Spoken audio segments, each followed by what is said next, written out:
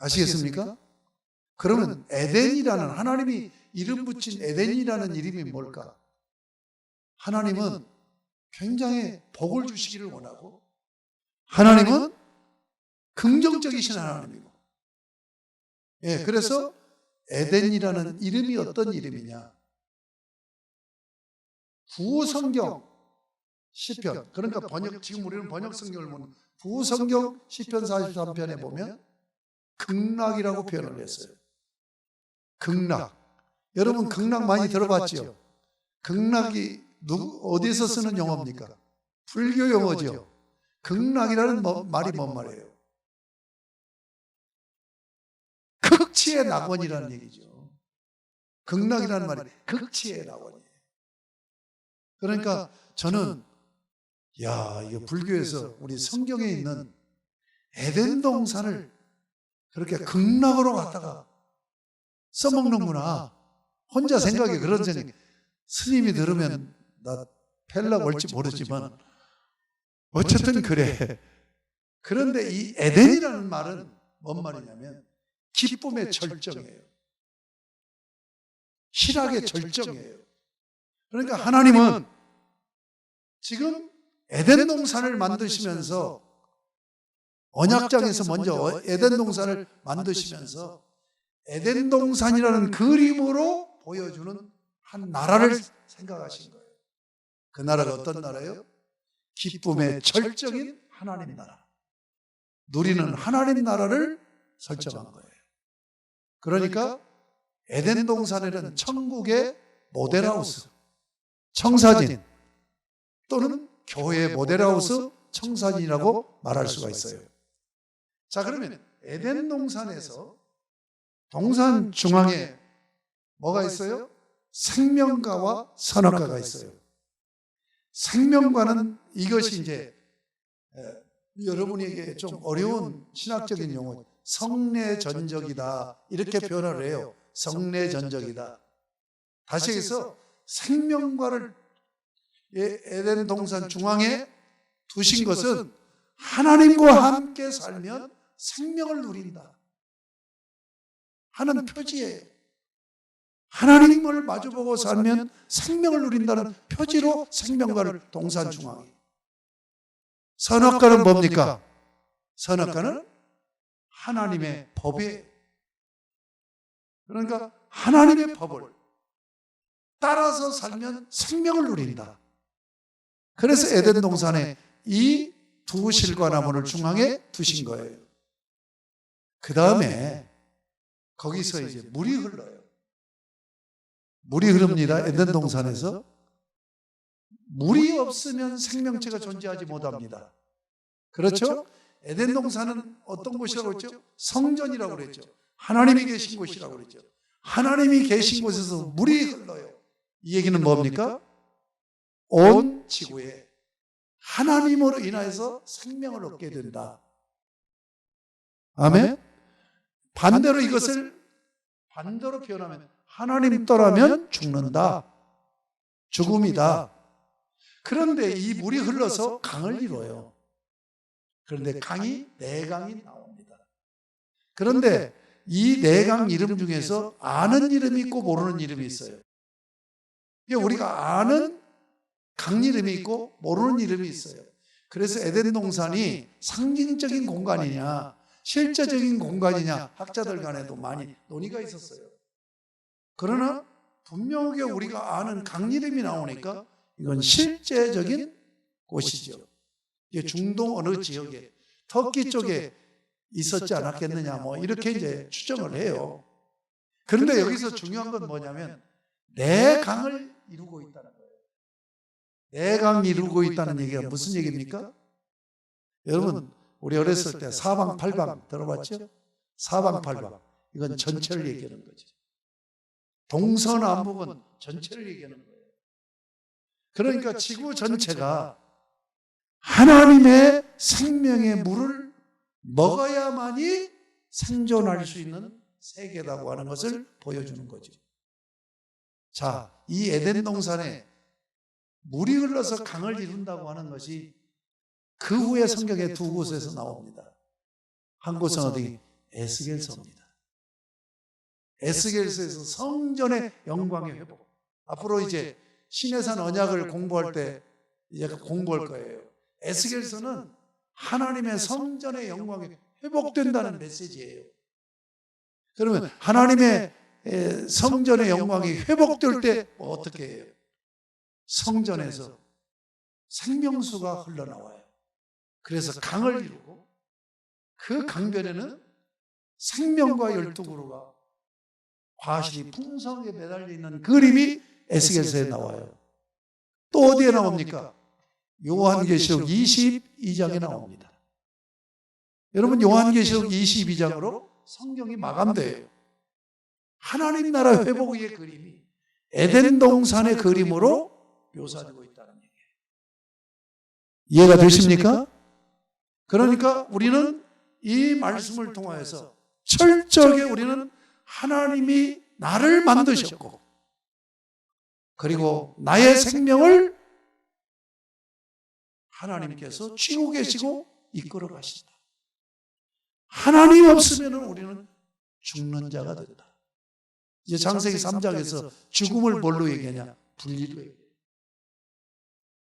1단계 죽음, 2단계 죽음, 3단계 죽음 나는 3단계 죽음이 뭔 줄 압니까? 영혼과 육신이 영원히 하나님과 분리되는 것이 죽음이에요. 자, 오늘 이 에덴 동산 창설 과정에서 우리는 하나님 떠나면 죽는다는 것을 확실히 말씀해 주시고 있다는 것을 기억하시기 바랍니다. 아멘. 이제 그 다음에 세 번째 단락 15절에서 17절까지입니다. 언약장으로서의 핵심 단락이라고 그랬죠. 여기서 언약의 율법, 그러니까 언약이라고 하면 여러분이 계약으로 생각하면 돼요. 계약서를 쓰잖아요.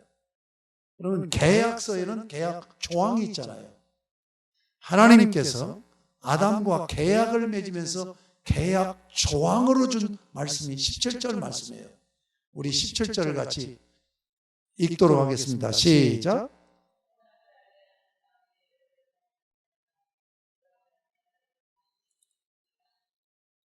예, 조건으로 되어 있잖아요. 먹지 말라, 안 먹으면 살고, 먹으면 죽는다. 지금 계속 생명으로 연결되어서 전개되죠. 그렇죠? 하나님이 흙으로 빚어 만들어서 영혼을 창조해서 불어넣으셔서 생명이 되게 하셨고 사는 존재가 되게 하셨고 에덴 동산을 창설해서 생명을 적인 삶을 살게 하셨고 언약 조항인 율법이 먹으면 죽고 먹지 않으면 산다는 조건이에요. 그래서 이게 계약 조항인 거예요. 자, 여기서 유념해야 되는 것. 그러면 선악을 알게 하는 나무는 무엇을 얘기하는 거냐? 초대교회의 일부 신학자 중에서 이 신학을 이제 배격당한 거예요. 마술적인 해석을 했어요. 마술적인 해석이 뭐냐면 그 나무 자체가 선악을 알게 하는 나무라고 해석을 한 거예요. 근데 이것은 배척받은 거예요. 선악과는 뭐냐? 계약서를 쓸 때, 그러니까 언약을 맺을 때 표징이에요. 성경에 사람과 사람끼리 계약을 하는 언약들이 여러 군데 나옵니다. 그 계약을 세울 때 돌로 표시를 해놓든지 비를 세우든지 이런 식으로 이 계약을 맺은 표시를 해요. 그럼 선악과는 뭐냐? 이것은 동산 중앙에 나무가 있었다고 그랬죠. 이게 법이 하나님의 법을 상징한다고 그랬죠. 근데 이게 표지예요, 표지. 하나님과 언약을 맺어서 하나님의 법이 주어졌다는 표시가 선악과예요. 자, 선악과를 따먹잖아요. 선악과를 따먹은 건 뭘 얘기하느냐? 선악의 기준을 내가 정하겠다고 하는 것이 선악과를 따먹은 거예요. 그러면 이 계약에서 선악과는 표지로 세웠는데 이 표지는 어떤 의미냐? 선악의 기준이 하나님의 법이라는 거예요. 그러니까 하나님의 법을 따르면 선이 되고 하나님의 법을 따르지 않으면 악이 된다. 그래서 선악과라는 나무 이름이 붙여진 거예요. 이해가 되십니까? 그러니까 선이 뭐예요? 하나님 말씀을 따르는 거예요. 악이 뭡니까? 하나님 말씀을 따르지 않는 거예요. 그래서 선악과라는 나무 이름을 지어서 표지, 계약의 표시로, 표징으로 세운 거란 말이에요. 이해가 되십니까? 자, 왜 이 표징을 세웠을까요?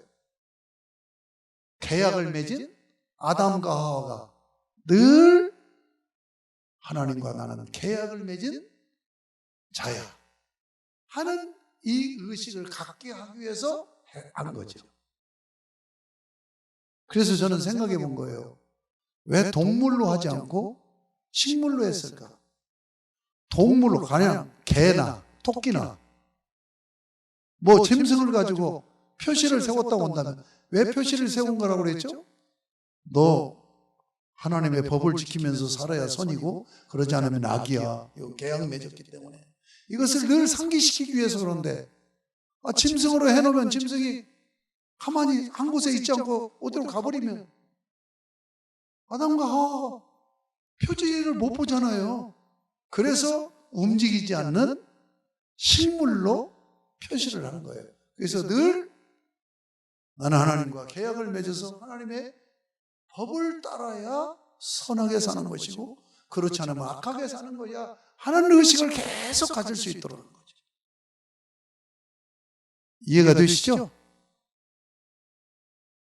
여러분 지금 제가 이렇게 가르치는 건 책 보고 그런 게 아니에요. 하나님의 말씀을 계속 묵상하고 하면서 깨닫게 해주시는 거예요.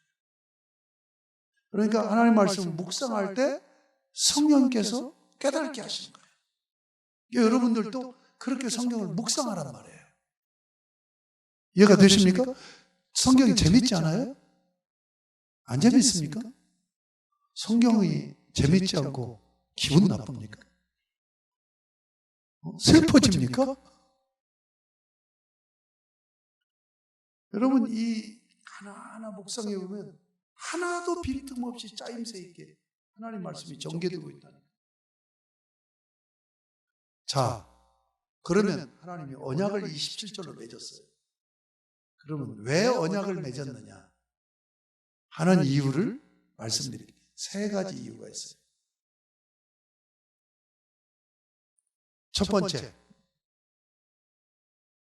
첫 번째 이유가 뭘까요? 계약은 의논에서 합의가 되어진 의논의 결과예요. 그렇죠? 하나님이 창세기 1장 26절 지난주에 공부한 대로 하나님의 형상으로 우리를 만드셨어요. 그렇죠? 하나님의 형상으로 만들었어요. 그런데 그 1장 26절에서 이렇게 말씀하잖아요. 우리가 우리의 형상을 따라 우리의 모양대로 사람을 만들자. 이걸 내신적이라고 그러죠. 신, 하나님 안에서 아버지와 아들과 성령이 의논하신 거죠. 그래서 우리라는 복수를 쓰고 있잖아요. 하나님은 한 하나님인데 복수를 썼어요. 우리가 우리의 모양대로 우리의 형상을 따라 우리의 모양대로 사람을 만들자. 성부, 성자, 성령 하나님이 의논하시는 모습을 보여주시잖아요. 왜 이 모습을 보여줍니까? 인격적인 존재는 반드시 뭐라고요? 관계를 하게 되어 있다고 그러죠. 그래서 인간이 쓰는 언어 중에서 가장 핵심적이고 중요한 언어가 뭐냐? 관계예요. 여러분이 행복하게 살려면 관계를 잘하면 돼요. 여러분이 성공하려면 관계를 잘하면 돼요. 이게 우리 이제 젊은 엄마들도 있는데 여러분의 자녀들 지식 공부도 중요하지만 사회성을 길러줘야 돼요. 관계를 잘하는. 아시겠습니까? 여러분의 자녀가 성공하려면 성공하는 비결이 있어요. 뭐냐? 울타리가 튼튼하면 돼요. 어떤 울타리? 문화 울타리. 그러니까 우리 아이를 어떻게든 이제 성공시켜 주려고 밀어주는 사람이 주변에 많으면 이 아이는 성공을 해요. 그리고 행복하게 살아요. 그런데 불행하고 실패하는 삶을 사는 건 뭐예요? 울타리가 무너져 버린 거예요. 그래서 나를 어떻게든지 경쟁에서 꺾어버리려고, 짓밟아버리려고 하는 사람이 많으면 어떻게 돼요? 실패하는 거예요. 무슨 말인지 아시겠죠? 관계가 그렇게 중요한 거예요. 그래서 관계는 어떻게 하는 거예요? 의논하는 거죠. 그래서 하나님이 인격적인 존재로 계신다는 걸 뭘로 드러내죠? 의논하시는 거예요. 여러분이 인격이 훌륭한 인품 좋은 분으로 평가받는 길은 뭐예요? 의논을 잘하면 돼요. 그런데 그러지 못하면 일방적이에요. 지시해. 그렇잖아요? 자 봐요. 하나님이 왜 언약을 맺었느냐? 하나님은 창조주세요. 그리고 아담은 피조물이에요. 그러면 하나님이 일방적으로 너 이렇게 지시할 수 있어요. 그렇지 않습니까?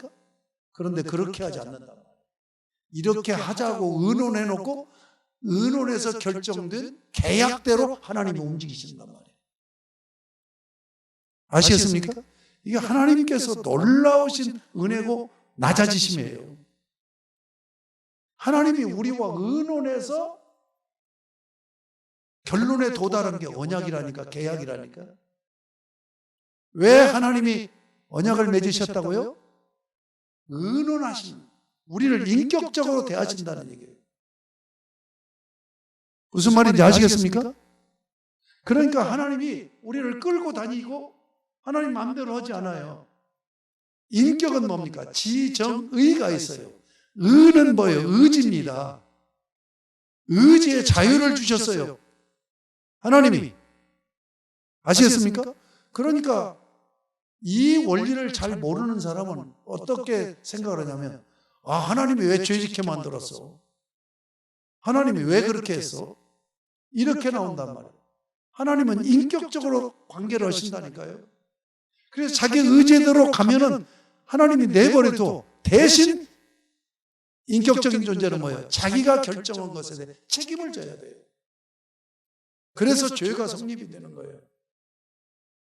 이해가 되십니까? 하나님은 철저하게 인격적으로 대화하신다.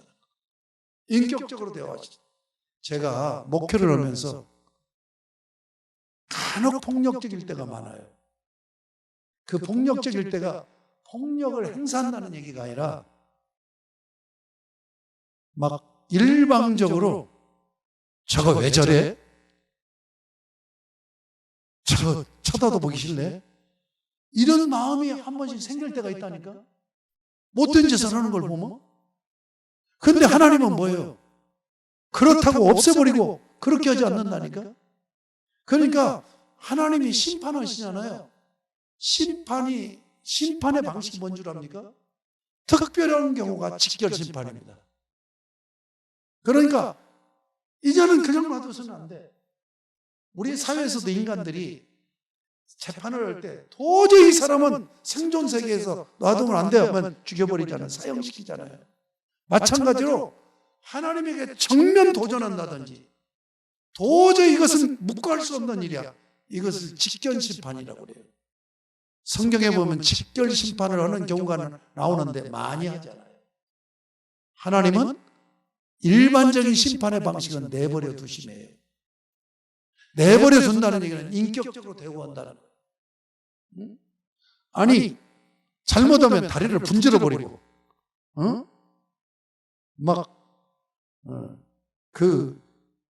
아주 나쁠 말하고 그냥 아주 못되게 하고 막 혀를 어떻게 고장나게 만들어 버리고. 그러면 이게 폭력적이죠. 이렇게 하나님은 하시지 않는다니까요. 인격적으로 대우하신다는 거예요. 아시겠습니까? 그래서 달래기도 하고 회개도 시키고. 여러분 이걸 잊지 마시기 바랍니다. 그러니까 언약을 왜 맺었느냐? 하나님이 우리를 인격으로 대우하신다는 거예요. 우리와 의논하신다는 거예요. 아시겠습니까? 의논하셔서 결정한 대로 하나님이 하세요. 의논하셔서 결정한 것이 하나님 말씀이에요. 아시겠습니까? 그리고 하나님과 파트너가 돼서 내가 의논하는 것이 뭡니까? 기도예요. 그래서 하나님의 의논하신 인격적인 대우로 관계하는 것이 우리의 신앙생활로 뭘로 나타나요? 말씀과 기도로 나타난다. 서로 주고받으면서 의논한다. 이해가 되십니까? 두 번째는 뭡니까? 위계 질서를 세우기 위한 거예요. 왜 위계 질서를 세웁니까? 하나님과 벌써 아담은 우리가 되는 거죠. 그렇죠? 그런데 아담의 이제 후손으로 많은 인류가 나오고 백성들이 생겨요. 그러면 혼자 사는 것이 아니라 우리 인간은 관계하는 존재라고 그랬죠. 공동체로 사는 거예요. 공동체가 되어지려면 뭐가 전제되어야 돼요? 질서가 전제돼요. 그래서 이 창조 세계는 모두 조직으로 되어 있어요. 여러분 곤충들도 다 이 조직이 있어요. 그래서 어느 공동체 핵이 있어요. 그 핵을 중심으로 해서 하나를 이루는 거예요. 이게 이제 19세기에 화란의 총리도 하고 화란 자유대학교를 설립한 칼빈주의 3대 신학자인 아브라함 카이퍼가 주장하는 영역주권 사상이에요. 영역주권 사상이 굉장히 이 종교계에서 중요한 정신이에요. 공동체가 있는데 그 공동체가 다른 공동체가 억압받아서는 안 돼. 독립이 돼 있어, 공동체마다. 그런데 이 공동체 존속은 뭐냐? 그 공동체 핵을 구심점으로 해서 하나를 이루는 거예요. 이것이 뭐냐? 위계 질서예요. 그러니까 가정 공동체에서는 아버지, 남편이 핵이에요.